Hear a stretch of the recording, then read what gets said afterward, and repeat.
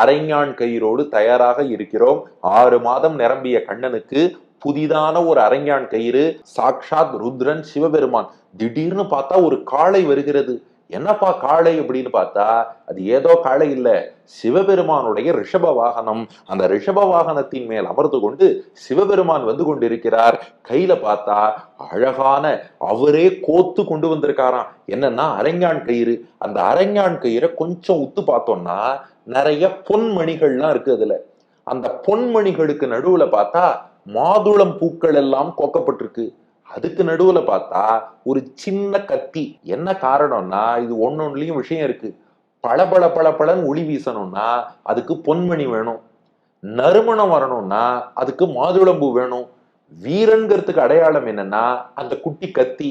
அதனாலதான் இதை எல்லாவற்றையும் கலந்து கோத்து ஒரு அழகான அரைஞான் கயிறோடு சிவபெருமான் வந்து கொண்டிருக்கிறார்.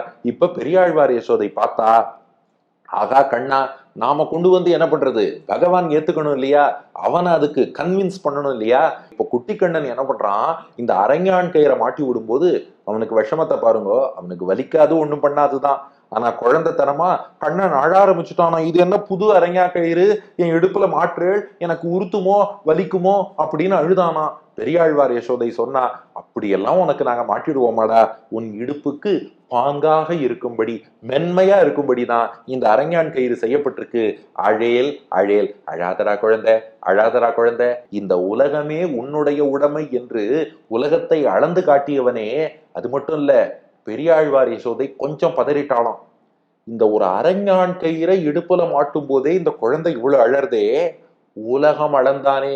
உலகத்தெல்லாம் அளக்கும் போது காடு மேடு கல்லு முள்ளு எல்லாத்திலையும் திருவடி வச்சுத்தானே பகவான் உலகத்தை அளந்தான். அப்போ ஏதாவது அவனுக்கு வலித்து இருக்குமோ, அப்போ ஏதாவது குத்தி இருக்குமோ. தாலேலோ தாலேலோ, ஐயோ அதுக்கும் சேர்த்து நான் பல்லாண்டு பாடுறேன்டா. தாலேலோ கண்ணா நன்னா தூங்கு நன்னா தூங்குன்னு சொல்லி இப்போது 2ஆம் பாட்டிலே ஆச்சரியமாக கண்ணபிரானுக்கு அந்த அரைஞான் கயிறை சமர்ப்பித்து தாலாட்டு பாடி தொட்டிலில் கிடத்தி விட்டோம்.